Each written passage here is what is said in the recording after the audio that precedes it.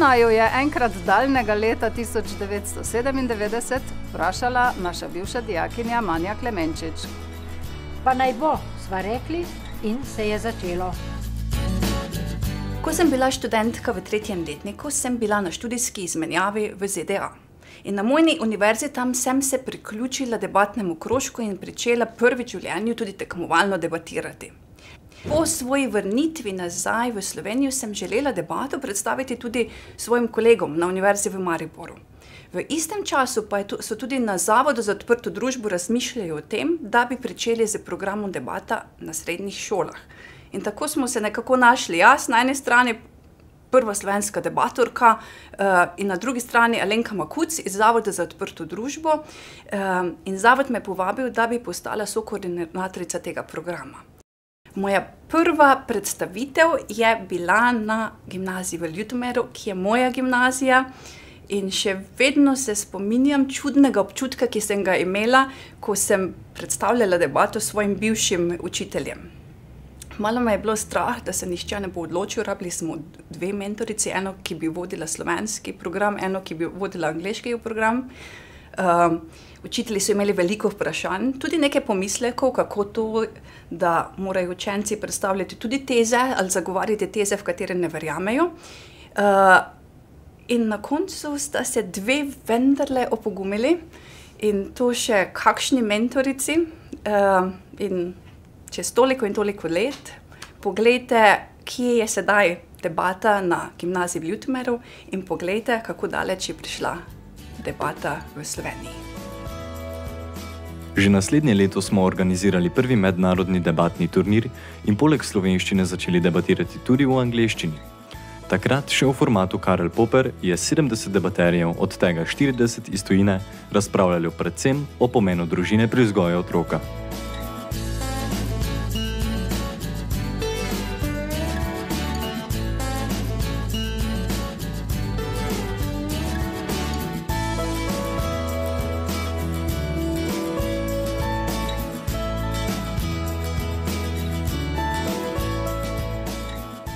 Prvi dijak, ki je bil član slovenske ekipe na svetovnem debatnem prvenstvu, je bil Srdjan Milovanović. Z njim pa se je v Londonu prvič kot sodnica na svetovnih prvenstvih kvalificirala tudi mentorica Lijana Miholič. Za Srdjanom so Slovenijo v Združenih državah, v Singapurju, v Peruju, v Južni Afriki, v Grčiji, v Turčiji, v Walesu, v Katarju, na Škotskem in v Nemčiji predstavljali Anja Šerc, Leon Žunec, Staša Tkalec, Vanja Vrečič, Monika Sobočan, Zoran Fijavš, Živa Antolin in Urh Lukman.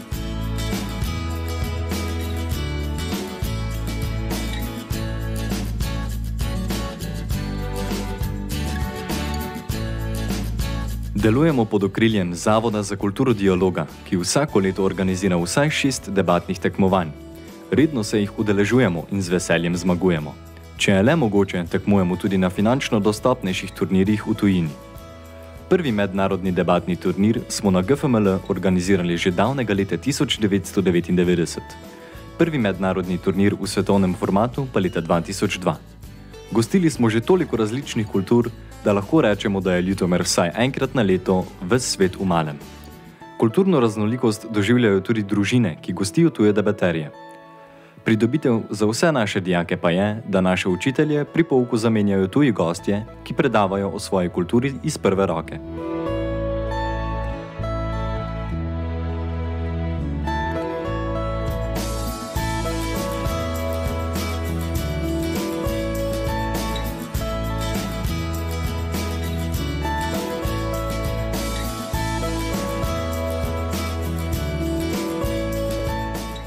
Z intenzivnim raziskovanjem in zbiranjem podatkov ter z javnim nastopanjem postanemo debaterji vsestranski. Pripravljamo in vodimo demonstracijske debate, na primer za konferenco SIRIKT, projekte EU in za domače in tuje učitelje, debate na lokalnih in regijskih dogodkih, pogovore z domačimi in tujimi politiki, na okroglih mizah razpravljamo o aktualnih družbenih vprašanjih, udeležujemo se modela Združenih narodov in modela Evropskega parlamenta.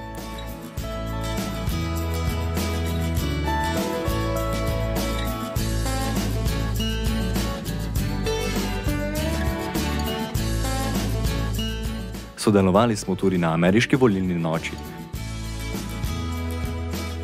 Pogosto pa smo aktivni v medijih. Na nacionalni televiziji smo sodelovali v razvedrilnih oddajah Dobra ura z Akijem. Na oddajah Tekma smo debatirali o aktualnih družbenih temah. Na Pop TV smo pred volitvami postavljali vprašanja našim politikom. Na radijskem nacionalnem debatnem tekmovanju Gimnazijum pa smo aktualni prvaki.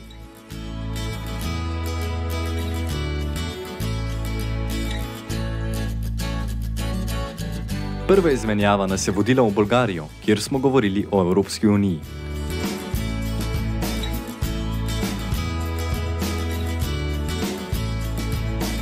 Sodelovanje s srednjo šolo v Clermontu nam je pripeljalo debaterje iz Združenih držav, ki so tekmovali na našem turnirju in pozneje uživali v kulturnih razlikah. Nas pa so povabili v Los Angeles, kjer smo izkusili besedo veliko v pravem pomenu besede.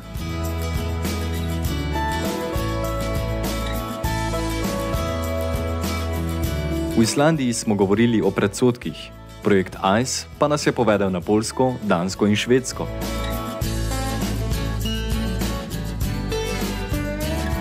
V Nemčiji smo debatirali o vrstniškem nasilju, v Srbiji pa o Evropi brez meja.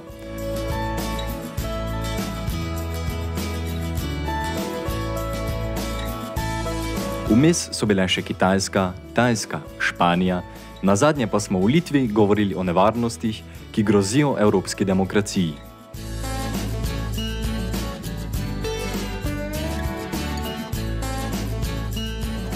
Osnove debate so argumentacija, petki preživeti v šoli, visoke pete in kofein.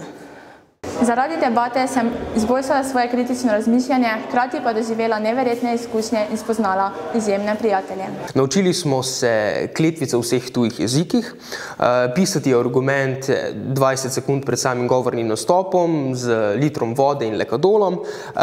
Naučili smo se spati v sakojih, prav tako pa tudi prepričevati druge in ugotovili, da je kava zelo dobra pomoč. Veš, da si debaterka, ko imaš namesto običajnih pogovorov o fantih, pogovor o ameriškem volilnem sistemu in zvezi NATO. Z debato sem razširila svoje obzorja, spoznala sem veliko novih prijateljev in ne smem pozabiti, spila zelo veliko kave. Debata je super, ker se naučiš zelo dobro argumentirati svoje zahteve in tako prepričaš svoje starše. Debaterji, zavračamo globalizacijo, smo zaveščeni o zdravi prehrani. No ja, gremo v McDonald's. Nemogoče je postaviti mejo med resničnim življenjem in debato, ker vsak debater kaj kmalu ugotovi, da je svet ena sama kaotična debata.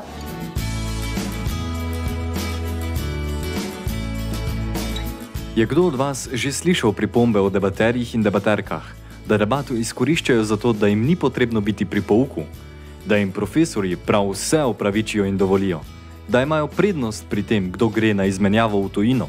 Pa tudi mnenje, kot so, da veliko znajo, da so sposobni in iznajdljivi v kritičnih situacijah, ter občudovanja vredni v javnem nastopanju. Mentorici debatnega kluba sva vsako leto znova iskali nove člane. Z njimi smo trenirali ob petkih popoldne, hodili smo na turnirje, spodbujali smo jih, kritizirali.